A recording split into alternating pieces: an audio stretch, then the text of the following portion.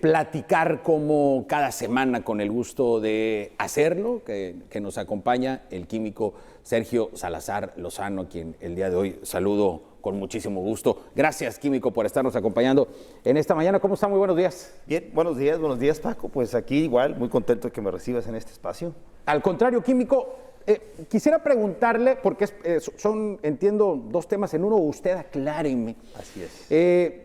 Estamos ante una variante Omicron, ante una inminente quinta oleada, pero esta variante Omicron está ligada al concepto que conocemos como COVID largo, o el COVID largo siempre ha existido, o ¿qué sucede, químico?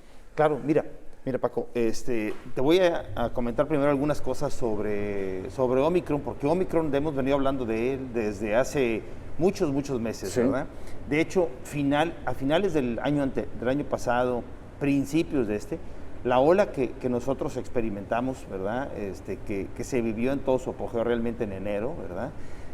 Fue una ola que fue principalmente, digamos, el combustible de esa ola fueron principalmente las variantes de Omicron, B1 y B2, ¿verdad? Fue la más severa en cuanto a casos, ¿verdad? No en cuanto a muertes, pero sí en cuanto a casos. Hubo muchos casos, eso es definitivo. Hubo pocas hospitalizaciones en proporción al número de casos que hubo, por supuesto, y por supuesto igual menos muertes, ¿no?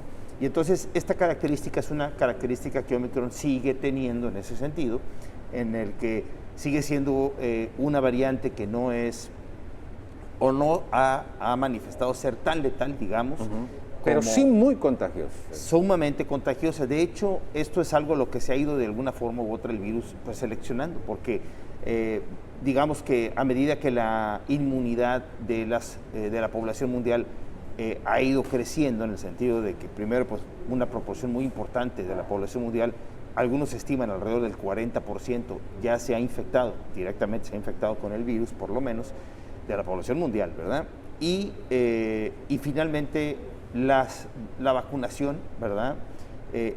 Ambos fenómenos han provocado que la inmunidad de la vasta mayoría de la población pues, se encuentre en un estado de alerta precisamente ante el virus. Ahora, una característica de las variantes de Omicron, sobre todo las nuevas, en este momento, por ejemplo, que estamos experimentando nuevamente una subida de casos, ¿verdad?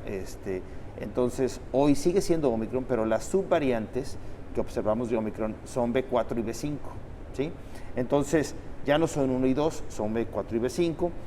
¿Y estas qué características tienen? Ok, bueno, B4 y B5, digamos que la característica o el distintivo más importante que podemos hallar en ellos es que en muchos casos, a pesar de que el paciente que se infecta con este virus ya fue infectado en el pasado o fue vacunado, incluso si fue infectado por Omicron 1 o 2, por ejemplo, de cualquier modo se va a contagiar. Es susceptible de volverse a infectar con B4 o B5. Sí. Entonces, a esto le llamamos evasión inmune, es decir, es bueno para evadir una inmunidad previa para SARS-CoV-2. Le da la vuelta. Le saca la vuelta. Entonces, no es en todos los casos, no es que la vacunación no nos proteja, sí nos protege, disminuye las probabilidades de que nos infectemos, pero no son de cero, y disminuye sobre todo, y esto ya lo hemos comentado aquí contigo, claro, de una manera importante la hospitalización y con mayor razón la muerte, ¿verdad? Pero sigue siendo importante. Ahora, ¿sigue habiendo sintomáticos? Sí, sigue habiendo, por supuesto, sintomáticos. Ahora, aquí el punto importante es, hay un fenómeno que ya venimos observando también y lo tenemos detectado desde hace tiempo atrás, ¿verdad? Por lo menos un año atrás, y en alguna ocasión he hablado aquí contigo de esto, que es el COVID largo.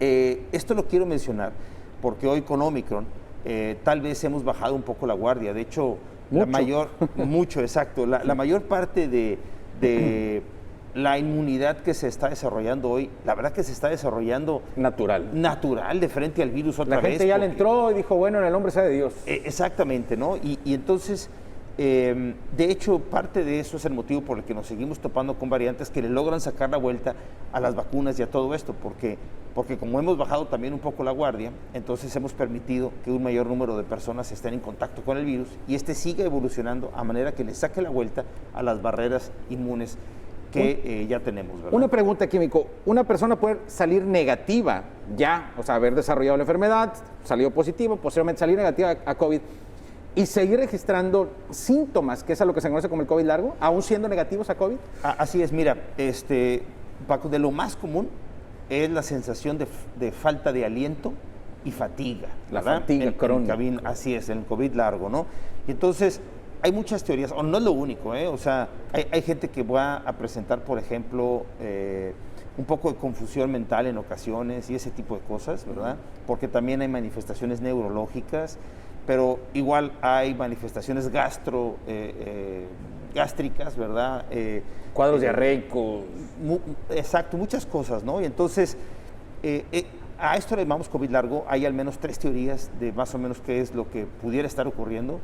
Y así brevemente son, la primera, que haya una facilidad por formar microcoagulitos de repente y que algunos se hayan quedado por ahí bloqueando vasos sanguíneos muy pequeños que a lo mejor irrigan, por ejemplo, los pulmones, por poner un ejemplo, ¿no? De manera que el intercambio de oxígeno que se debe de dar de manera natural al respirar se ve disminuido. Mermado, exacto. Y el paciente no lo nota muchas veces en su actividad normal, pero si quiere hacer ejercicio o reta de alguna manera su cuerpo, es cuando percibe que con facilidad se queda sin aire, ¿verdad? Y lo mismo puede ocurrir en otros órganos. Sí. Otra de las teorías es que el virus en algunos pacientes persiste reproduciéndose en algunos órganos o en algunas partes del cuerpo.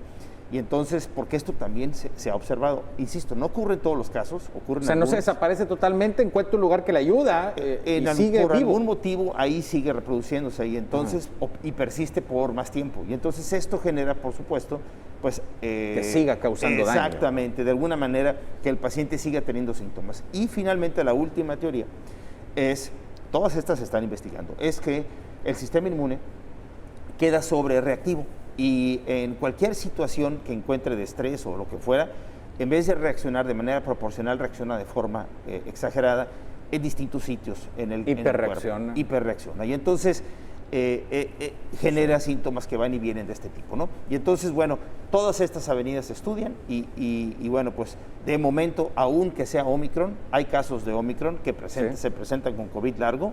Se estima que en términos generales más o menos el 20% de los casos o de las infecciones van a derivar en COVID largo.